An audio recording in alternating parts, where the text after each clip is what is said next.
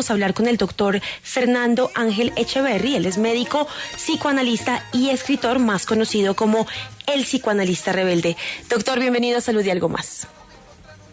Buenas tardes, muchas gracias por recibirme aquí en el programa. Un saludo para toda la audiencia y para la mesa. Bueno, doctor, yo quiero preguntarle, ¿todos los duelos amorosos que vivimos durante nuestra vida son iguales? ¿Dependen de nosotros o dependen de la otra persona?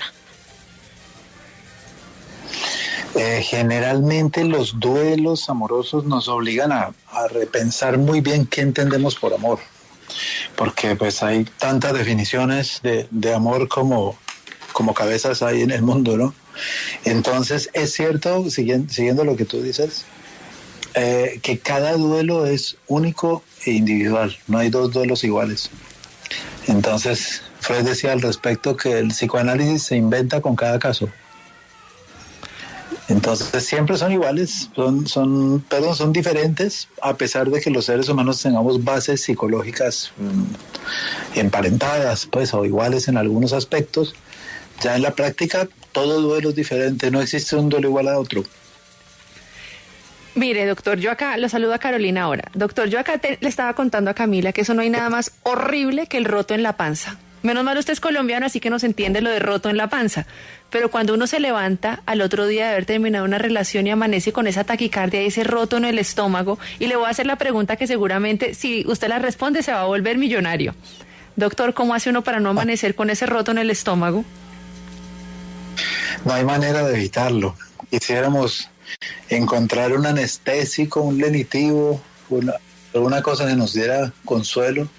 Y de alguna forma el consuelo de los amigos, el acercamiento de la gente que nos ama cuando estamos de duelo es salvador. Aunque ahorita vamos a ver que hay cosas que no se pueden decir, por ejemplo, o poder se puede, pero no se deben. Y como que cada que uno se enamora, está implícito que va a ser una apuesta. Y esa apuesta que va a ser es un poco azarosa porque no sabemos qué tenemos en el inconsciente y no sabemos si nos enamoramos por amor o por trauma. Porque el trauma también une a las parejas. Y el trauma crea parejas inseparables. Pero tú ves que a la larga las parejas se están destruyendo, las personas cada día están flacas, ojerosas, cansadas y sin ilusiones, pero sin embargo son inseparables. Entonces, mientras que el amor es arquitectónico, es edificante, la pareja está contenta, tiene proyectos, van a tener conflictos, por supuesto, lo normal. Pero esa es una diferencia que me interesa mucho que tenemos hoy, que el amor une, pero el dolor también, y el trauma. Bueno, doctor, vamos a saludar a un oyente. Andrés, ¿dónde se encuentra y qué pregunta tiene para el doctor? Buenas tardes para el doctor, gracias. Me encuentro en Bogotá. Adelante. Sí, me encuentro en Bogotá, gracias. Buenas tardes. Sí, ¿cuál es su pregunta?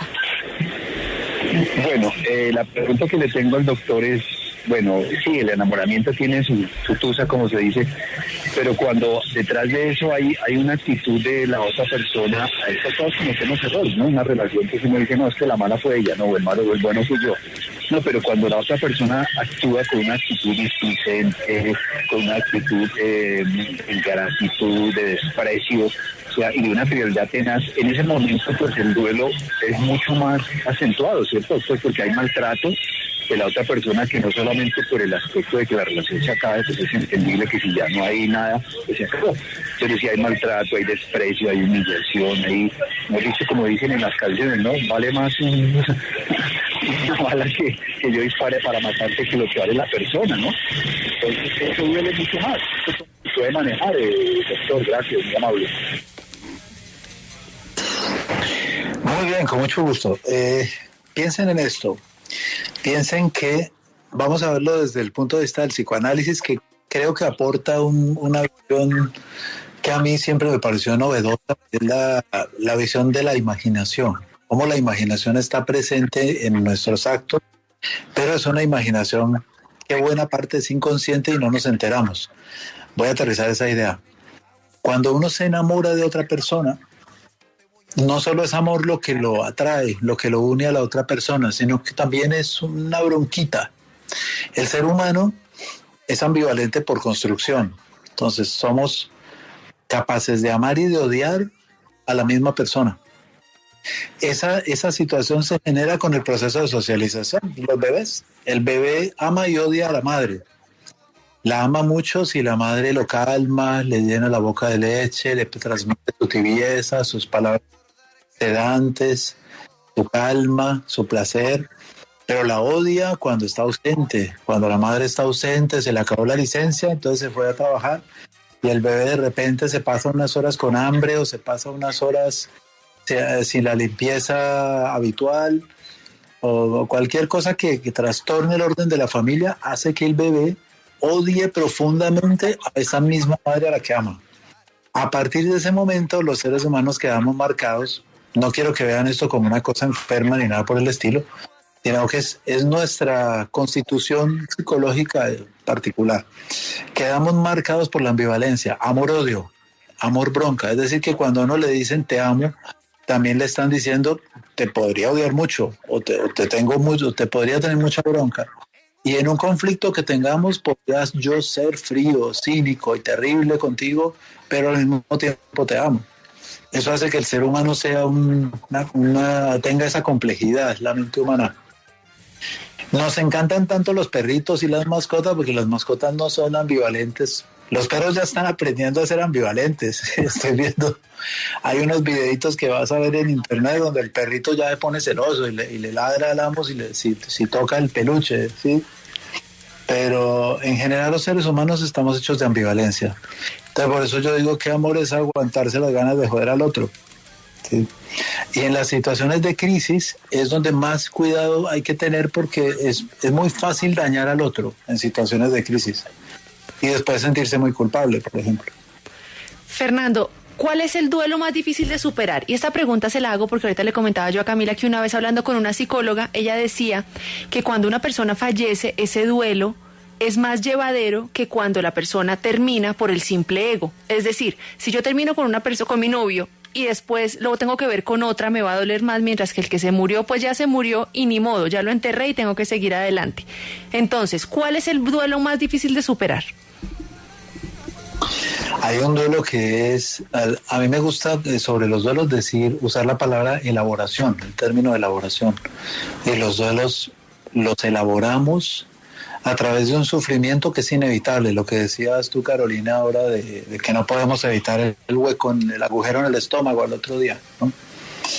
Entonces, hay un sufrimiento en el duelo que no tenemos forma de evitar. Pero ahora que me hablabas de los duelos que no se pueden elaborar, hay uno, y es la muerte de los hijos. El ser humano es capaz de elaborar cualquier duelo, menos la muerte de los hijos. La muerte de los hijos deja una tarea permanente de supervivencia a los padres. Es una situación profundamente humana y digamos que inevitable, no hay manera. Un hijo muerto acompaña al padre toda la vida. Pues están así que uno a veces dice, yo soy huérfana de mamá o huérfana de papá, pero creo que no hay categoría para decir cuando el hijo falleció, ¿no? Creo que no hay como una etiqueta, un nombre. Excelente, no hay lenguaje para eso, no hay lenguaje para decir eso. Y cuando no hay lenguaje para decir eso, uno tiene un trauma, uno se queda traumatizado siempre, porque lo que nos traumatiza es lo que no somos capaces de poner en palabras.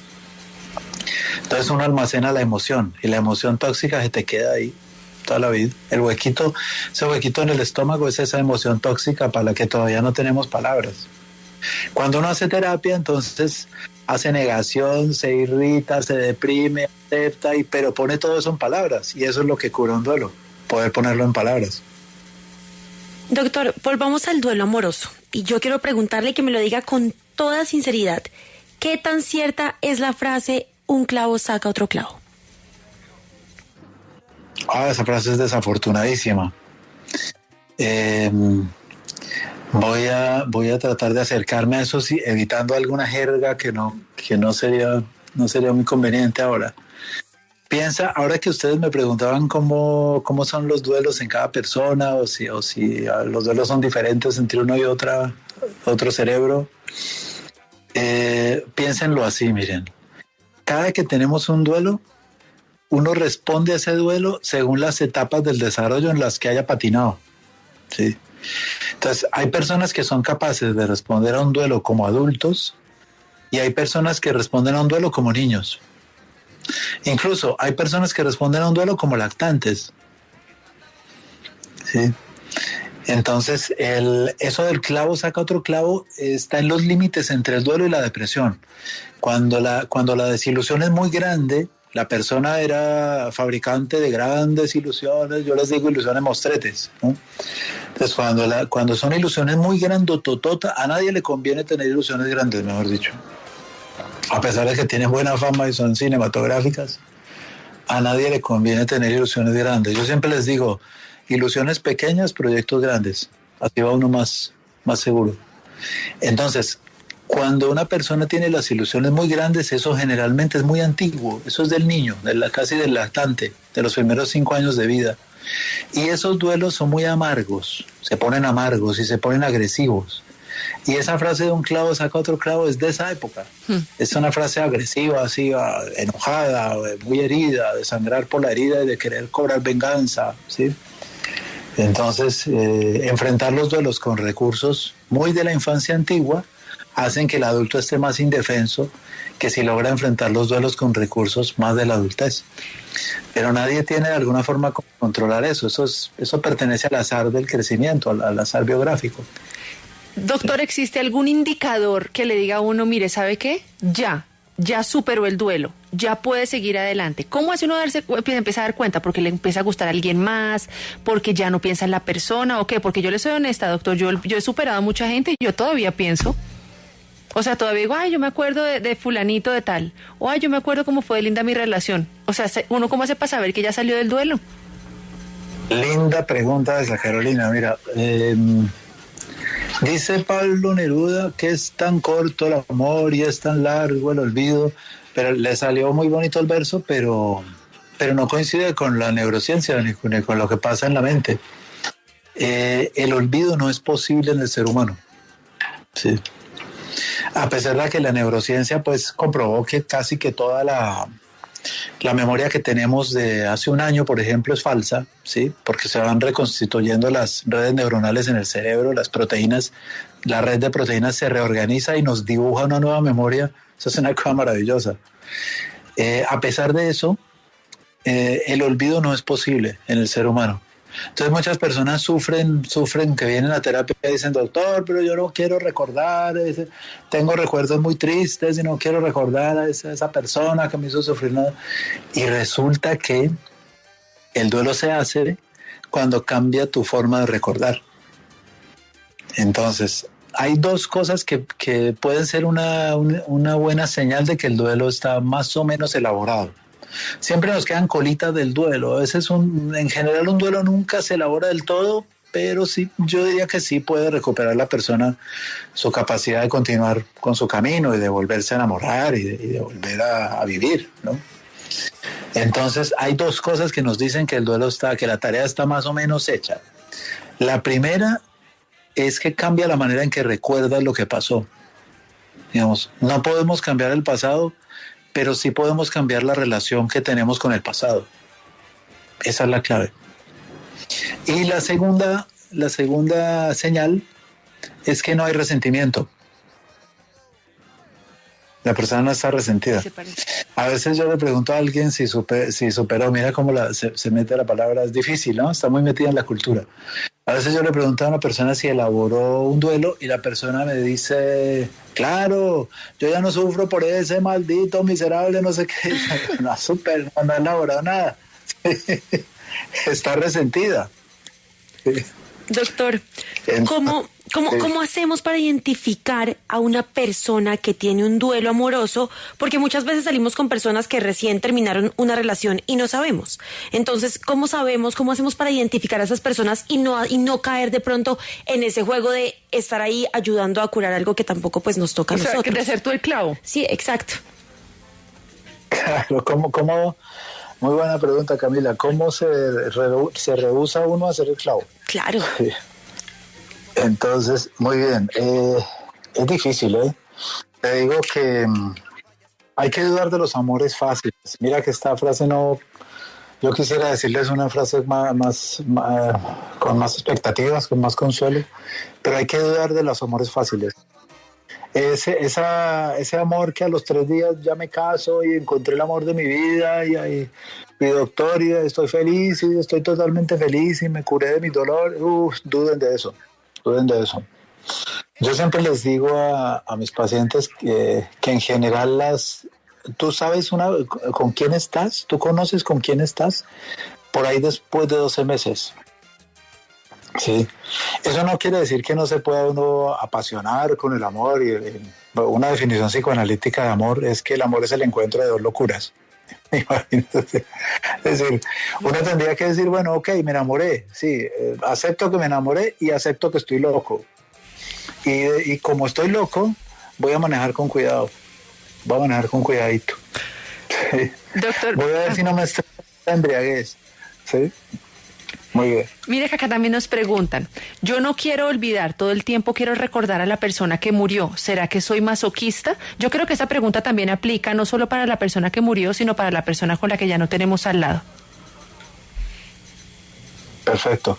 Sí, recordar no es vivir, pero recordar es haber vivido. Entonces depende si ese recuerdo es edificante, si puedes recordar con una sonrisa. A veces uno recuerda con lágrimas y con sonrisas, y eso es hermoso. Sí. Pero si el recuerdo es como muy amargo, como muy agresivo, como que le mato a tu mamá, le mato a la abuelita, o sea, ahí la cosa se pone fea. ¿Sí? Entonces depende de la manera en que se recuerda.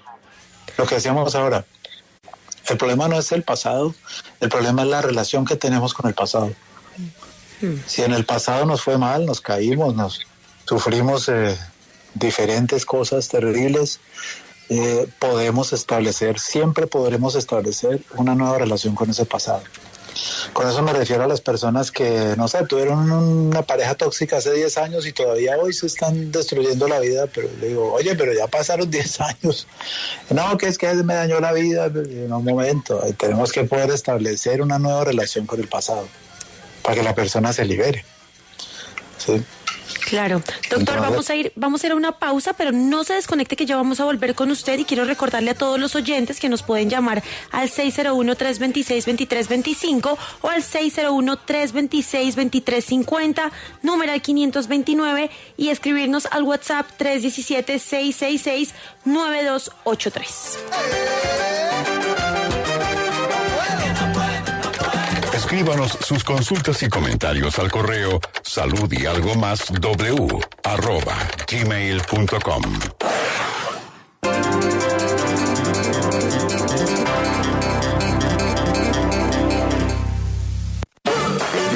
W Radio, 20 años. Estas son las canciones que oiremos esta noche a las 7 en El Unicornio en la Noche.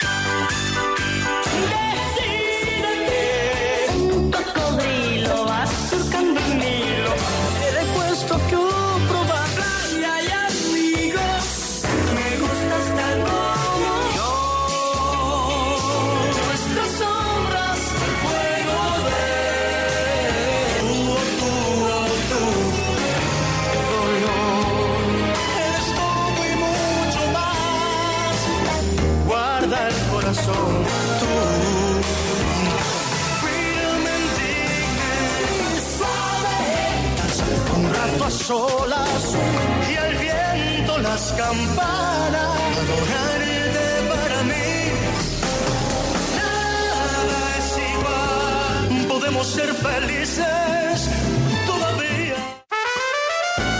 W Radio 20 años presenta Más porque yo quiero que te vayas. Luis Miguel en concierto. El Sol de México regresa a Colombia.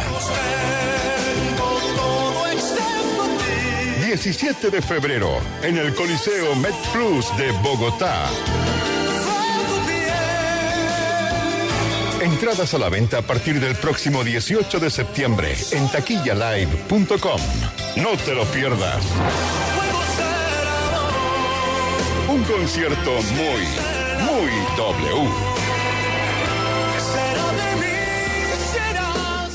¿En qué plan anda, presidente? Pítamelo a tomarme una cerveza allá en una esquina. Mejor venga a Circonvia, presidente, que es más sano. 8 funciones agotadas en línea. Más de 5,000 asistentes. La mejor obra de Daniel Sanpero Ospina que nos permite reír de lo que nos hace llorar. Lunes y martes en el Gimnasio Moderno a las 8 de la noche. Boletas en mitaquilla.com.co. Parte de la boletería será donada. Vamos pa'lante. La causa de fin de año de W Radio y la Universidad de los Andes. Allá nos vemos.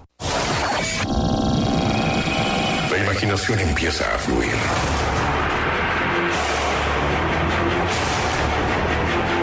Recorridos que se trazan con el encuentro de emociones.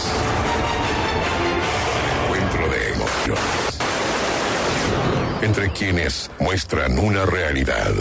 El sonido del mundo. W Radio. Más fiel. Más W.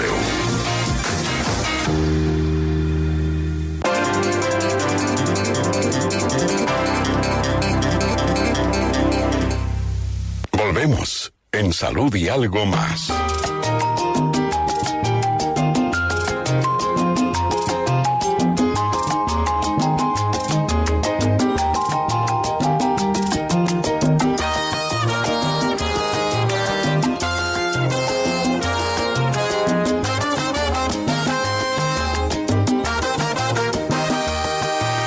Quedarme a tu lado no me dio buen resultado.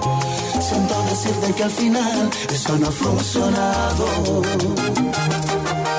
Puedes darte cuenta, quien perdió más de la cuenta fuiste tú, te quedas sin amor si es que sientes su ausencia. Y es que mi corazón para tanta desilusión él no fue diseñado. Si esto fue un juego,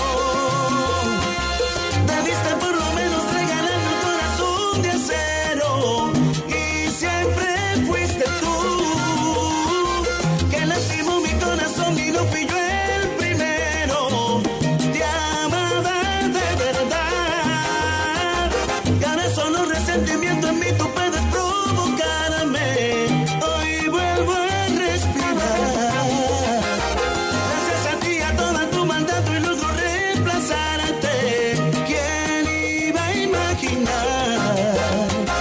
Necesitaba otras caricias para olvidar. Estamos hablando de salud y algo más del duelo amoroso y estamos con el doctor Fernando Ángel Echeverry. Doctor, ¿existe alguna forma o algún estudio de que uno sepa si hay más duelo amoroso de parte de las mujeres o de los hombres? No me vaya a regañar, pero es que nosotras de mujeres yo siento que sufrimos más. Son muy diferentes esos duelos, sí, y a veces muy parecidos. Yo lo que he visto en el caso de las mujeres es que este es un tema complejo. A ver, vamos a plantearlo lo más sencillo posible. La mujer es una cosa que se inventa la cultura. Entonces las colombianas fabrican colombianas, las rusas fabrican rusas, las argentinas fabrican argentinas, y cada cultura tiene una forma particular de ver el mundo, una cosmovisión distinta. Entonces cada cultura vive el duelo de una forma diferente. Lo que he visto es que en general toda esa fabricación histórica de la imagen de la mujer, de lo que es la mujer como una especie de persona sacrificada que vino a sufrir, ¿no? Me acuerdo la frase que decían las abuelitas, no sé si les tocó Carolina y Camila, que decían, por la forma de la panza de la mamá, decían si era niño o niña. ¿Les tocó eso? Sí, claro. Sí, claro. Que si era grande, entonces era niña. Las pobres niñas siempre somos las gorditas, hola. Siempre decían, si tiene la barriga grande, eso es niña, ¿no? Y si es paradita la barriga, es niño. Eso, muy bien. Que si era puntuda era niño, que sea redonda era niña. Bueno. Y después de que decían eso, entonces veían la barriga y decían, ay, es niña, pobrecita, viene a sufrir. ¿Sí? Entonces, sí. De ahí viene la construcción cultural de esa imagen de la mujer en la que las chicas de alguna forma están atrapadas por el solo hecho de pertenecer a una cultura. Entonces, en la terapia, yo diría que una buena parte de lo que se trata en la terapia es de que hay una cantidad de herencias culturales que funcionan como una venda en los ojos. y la chica no alcanza a ver la cosa. Tu apreciación es muy acertada, pienso, a mi modo de ver, Carolina, porque sí, a la mujer de alguna forma todavía le meten la idea de que es la sacrificada del paseo, la sacrificada de la historia. Eso es favorecido por alguna base biológica, es decir, la mujer es la que se embaraza, la mujer es la que lleva el bebé adentro, es la que le salen las estrías, se le sube la progesterona. Algunos hombres, pues, por exceso de sentimiento de culpa o por exceso de envidia del poder materno de las mujeres, dicen que están embarazados. Yo digo, hermano, le falta mucho, hermano, para estar embarazado. No, el hombre que diga que está embarazado porque la mujer está embarazada no tiene idea de lo que es eso. Sí, o no sé si la experiencia, pues, médica de atender un parto, de hacerle controles a las mujeres embarazadas, lo hace a uno testigo de ese proceso tan tremendo de transformación física y emocional por la que pasa una madre.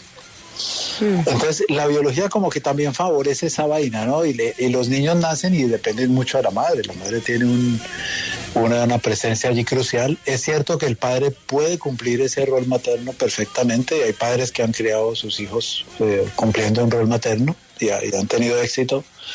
Pero de alguna forma sí, creo que las mujeres padecen mucho más el amor, se torturan mucho, sobre todo, he visto que se torturan mucho comparando cosas, ¿no? ¿Qué tiene esta otra que no tenga yo? Esa frase viene del trauma de maltrato, ¿sí? Y aquella otra porque es como, ¿será que es más digna que yo? ¿Será que yo soy indigna? Esa frase también viene del trauma de maltrato. O la otra frase que dice, ¿qué es que esta otra tiene más plata que yo? ¿Es que es superior a mí o qué? Esa frase también viene del trauma de maltrato. Sí. Vamos a saludar a Hugo. Entonces, Hugo, ¿dónde está y qué pregunta tiene para el doctor? En Tunja. A ver, doctor, es lo siguiente. El dolor a veces pasa, pero prevalece con los recuerdos. Después de 40 años, hace 2 años enviudé. De 40 años de convivencia. ¿Es normal, doctor, que se pusiera? Me perdí la primera parte del dolor. Después de 40 años de convivencia, ¿es normal que pase? ¿Qué cosa con el dolor? Que siga pensando y que siga recordando, pues, cada momento con la esposa. Qué linda pregunta. ¿Perdón? Sí, es normal, ¿cierto? La memoria es una acompañante de la vida. Si esa memoria está acompañada por lo menos de una luz, de una sonrisa, de un recuerdo hermoso, de una satisfacción, y eso puede coexistir con un dolor, me parece dulcemente humano y normal. Si ese dolor puede llegar a bloquear, seguir adelante en el camino, volver a tener una pareja, volver a tener un proyecto, podría tratarse para que la persona explote al máximo su potencial, siempre y cuando la persona, pues, considere necesario un tratamiento. Si no, pues habría que respetar ese proceso, ¿no? Fernando, aquí también nos escriben esto, mire. Yo quisiera saber qué pasa con las parejas que se separan, se casan con otras, pero que se siguen buscando aunque estén con otra persona. ¿Es porque nunca hicieron un duelo cuando terminaron? Es decir, uno seguir buscando al ex, esto es según lo que entiendo. Excelente, este hilo lo abrió Camila ahora con una pregunta que hizo y quería redondearlo. Hay una forma de no hacer el duelo. Es que al inconsciente humano no le gusta el duelo. Recuerden, quiero que piensen, siempre que hablemos del inconsciente, quiero que piensen en el inconsciente como una inteligencia perfecta. Sí, es un pedacito de la memoria, les decía yo en otra sesión que tuvimos. Y el inconsciente es una inteligencia perfecta que va leyendo el mundo, pero tiene un problema, se llena de teorías locas. El inconsciente trata de interpretar el mundo y se inventa las teorías más locas del mundo, a veces también las más brillantes del mundo. Entonces toca, pues, saber discernir qué tesoro nos da el inconsciente y también cuando nos da una bandejita de alacranes, ¿no? Entonces, ¿qué pasa? Algunas personas tienen una ruptura y se inventan una manera de saltar por encima del duelo. y a los 15 días ya están enamoradas y felices y casadas y no sé qué. Y eso se llama, es un psicoanálisis, lo estudió un psicoanalista francés que se llamó Jean-Claude Racamier, entre otros, y eso se llama duelo enquistado. Entonces, yo me puedo meter en ese rollo, como en un rollo teatral, dramático, de que me enamoré mucho de una nueva persona, pero traigo el duende dentro de la maleta, ¿sí? Y entonces empiezo a tratar de mezclar las dos cosas o tratar de resolver el duelo mientras estoy fundando una relación con una nueva persona. Es un enredote. Entonces yo diría que un requisito muy crucial para amar de nuevo es tratar de tener como en el lugar correcto a los personajes del pasado, tratar de hacer el duelo. Como dice una canción de un grupo chileno que se llama Inti Illimani, dice: antes de amar de nuevo, lava tu corazón con agua y con ceniza que sean verdaderas. Así el recién nacido sabrá que has olvidado al otro que ocupaba tu vida aventurera. Sí, va por ahí la cosa. Doctor, nos escribe otro oyente, mire. Doctor, ¿cómo diferenciar la costumbre del amor y cómo superarlo? La costumbre del amor, a ver, hay una cosa que con el lenguaje, mira, si levantamos la palabra costumbre y nos metemos un poco debajo, es posible que hayan otro tipo de fenómenos. Yo creo que inicialmente para enmarcarlo podríamos decir esto: hay parejas que están unidas por el aburrimiento, por ejemplo, o parejas que están unidas por el desamor. Fíjense que es una gran paradoja, es decir, que valores supuestamente negativos psicológicamente unan a las parejas. Pero te digo que lo ve uno todos los días en terapia. Muchas personas vienen pensando que están de duelo y realmente lo que pasó fue que se liberaron de una pesada carga, de una situación deshumanizada y horrible que habían sostenido durante muchos años. Generalmente lo que hace uno en el amor, esto es clave, generalmente lo que hace uno en el amor es tratar de resolver, de que el otro le resuelva cosas que pertenecen a la biografía personal y que no ha sido capaz de resolver uno. Entonces en el amor un poco funciona esa imaginación, digamos. Cuando yo me enamoro, no existe solo mi amada de carne y hueso, sino que empieza a existir otra amada imaginaria que yo me invento sin darme cuenta. Y las peleas en el amor es, bueno, ¿y tú por qué no coincides con esa otra tú que yo me inventé de ti? ¿Sí? ¿Y tú por qué eres tan ¿cómo fue la costumbre? ¿Y tú por qué me tienes en una relación de costumbre? ¿Sí? ¿Y por qué yo estoy viviendo contigo una relación aburrida que no me aporta nada y sin embargo no me he podido separar en todos estos años? Si exploras eso un poco más a fondo, generalmente se encuentra un pequeño detalle que uno necesita resolver de la biografía. Alguna relación con papá o mamá o alguna relación con una pareja anterior. Tenemos a Enrique en la línea. Enrique, buenas tardes. ¿Qué le quiere preguntar al doctor Fernando? Gracias, muy amable doctor, mucho gusto. Mi nombre es Enrique Vargas. Le comento, yo tuve la suerte de tener ayuda para hacer el duelo con un psicoanalista muy brillante, el doctor Álvaro Hurtado. Pero me acostumbré mucho a que él me ayudaba a resolver todos los problemas, ya por su edad y la imposibilidad de seguirme atendiendo, pues quedé en el aire. Le ruego el favor a ver si usted tiene un correo o un teléfono para poder seguir con usted. Tengo muchas dudas todavía. Doctor, de una vez haga la cuña y díganos dónde lo contactamos. De una vez. Me pueden escribir al correo pp, como doble p, ppsicoanálisis@gmail.com. Y las redes, doctor, por si acaso. Y las redes son @el psicoanalista rebelde por Instagram. Bueno, por ahora solo esa manejo. Bueno, doctor, entonces acá seguimos nosotros hablando y le quiero preguntar sobre algo que usted comentó al comienzo y es el trauma, ¿no? Dependiendo también del trauma y de la relación que uno tiene con el trauma, considero yo que se da el mismo duelo, porque si yo tengo la relación en mi cabeza de que un duelo es tormentoso, pues seguramente voy a seguir viviéndolo de manera tormento, pero si yo tengo esa relación con el duelo como algo bonito y fue una transición bonita en que las dos personas nos dejamos porque ya no iba para más, pues lógicamente vamos a tener un duelo mucho más llevadero. Cuéntenos un poco sobre el trauma. Genial eso, Carolina. Sí, perder a una persona que uno ama, eso es como si a uno le arrancaran una pierna sin anestesia. Sí, ese es el problema. Hay un dolor ahí que no podemos evadir, ¿no? Entonces,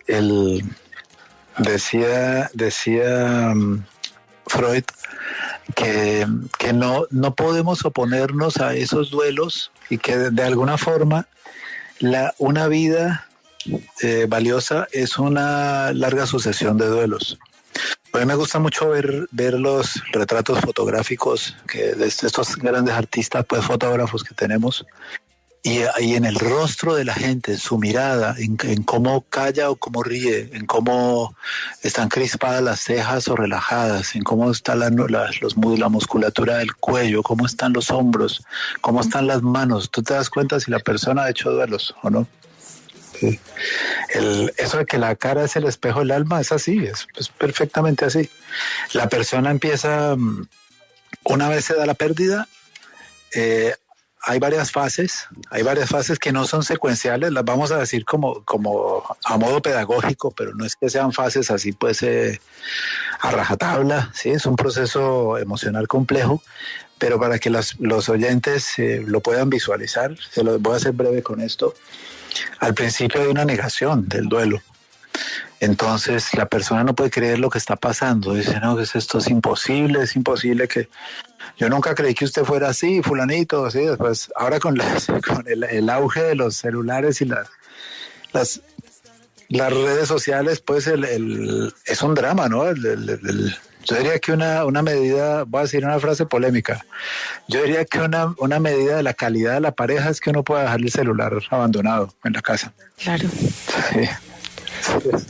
Si uno no puede soltar ese aparato, hay algo que falla en la relación. Sí. Doctor, es una cosa así. Sí, dale. Yo quería preguntarle, desde el psicoanálisis, ¿qué podemos decir de las segundas oportunidades? Porque uno puede pasar de pronto un tiempo solo y quizás meses después o años y después vuelve ese ex, vuelve esa pareja y usted vuelve a intentarlo. Entonces, ¿ahí qué pasa? Vamos a responder esta inquietud de Camila y quiero completar lo de las fases del duelo, que falta un pedacito. Habíamos hablado de la negación. Las segundas oportunidades tienen muchísimas dificultades. No quiere decir que un ser humano profundo, inteligente, humano, no logra arrepentirse de sus errores y tratar de corregirlos en una segunda fase. Puede ser. Pero si te digo lo que yo veo en la práctica es que en general las neurosis empeoran con los años.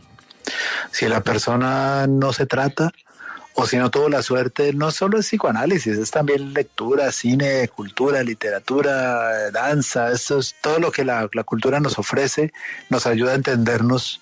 Esa es la verdadera utilidad del arte. El arte es un espejo que nos ayuda a entender nuestros más profundos misterios.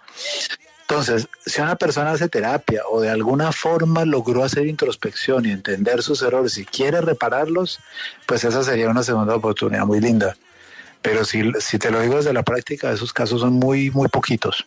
En general, las personas se vuelven a reunir para poner en escena los traumas que mencionaba Carolina ahora, que son el abandono, el maltrato y el abuso.